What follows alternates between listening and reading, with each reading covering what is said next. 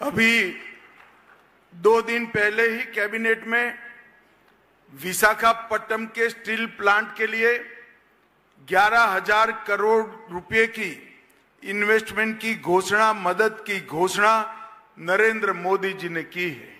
ఇంతకు ముందు 3 రోజుల క్రితమే కేబినెట్ లో తీసుకున్నటువంటి నిర్ణయం మాధ్యమంగా మన రాష్ట్రంలో ఉన్నటువంటి విశాఖ స్టీల్ ప్లాంట్ కి, వైజాగ్ స్టీల్ ప్లాంట్ కి 11,440 కోట్ల రూపాయల మేరకు సహాయాన్ని అంటే సపోర్ట్ ని ప్రకటించినటువంటి విషయం మనందరికీ తెలుసు।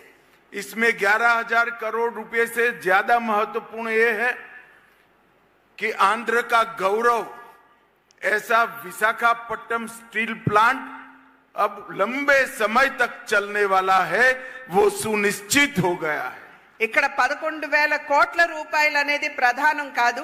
ఇక్కడ ఏదైతే ఆంధ్ర యొక్క ఆత్మ గౌరవంతో ఈ ప్లాంట్, వైజాగ్ స్టీల్ ప్లాంట్ ముడిపడి ఉన్నదో దాన్ని ముందుకు తీసుకుని వెళ్తూ మరింత అభివృద్ధి పదంలో నడిపించడం అనేది ఇది సునిశ్చితమైందని చెప్పి మీ అందరికీ కూడా తెలియజేస్తున్నాను।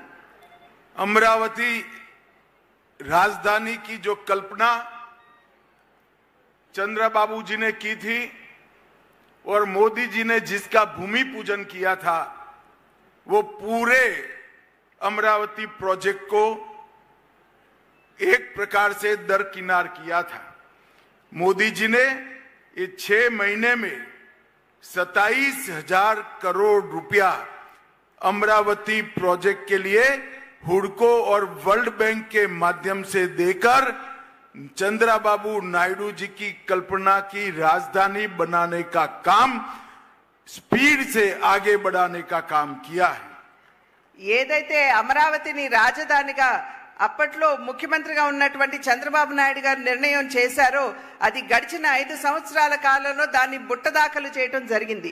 అయితే ఇవాళ 27,000 కోట్ల రూపాయలు అటు హడ్కో మాధ్యమంగా, అదే విధంగా వరల్డ్ బ్యాంక్ మాధ్యమంగా కూడా నరేంద్ర మోడీ గారు ఇవాళ చంద్రబాబు నాయుడు గారికి అదే విధంగా రాష్ట్రానికి అందించి అమరావతి నిర్మాణానికి గతిని అందించినటువంటి విషయం మనం గమనించాలి।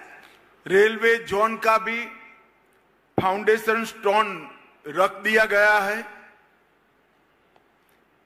రైల్వే జోన్ కూడా ఏదైతే ఇంతకు ముందు చాలా నెమ్మదిగా అడుగులు వేస్తూ వెళ్ళిందో దాన్ని కూడా ఇవాళ ఆంధ్ర రాష్ట్రానికి అందివ్వడం జరిగింది। और पोलावरम जो कि लाइफ लाइन है आंध्र प्रदेश की, मैंने आज सुबह ही चर्चा की है चंद्रबाबू जी से। उनका विश्वास है 2028 तक पोलावरम का पानी पूरे आंध्र प्रदेश में पहुंचना शुरू हो जाएगा। అదే విధంగా పోలవరం ఏదైతే ఆంధ్ర రాష్ట్రానికి జీవధార అని చెప్పి మనమందరం కూడా భావిస్తామో దాని గురించి కూడా ఇవాళ ప్రొద్దున్నే చంద్రబాబు నాయుడు గారితో చర్చించడం జరిగింది।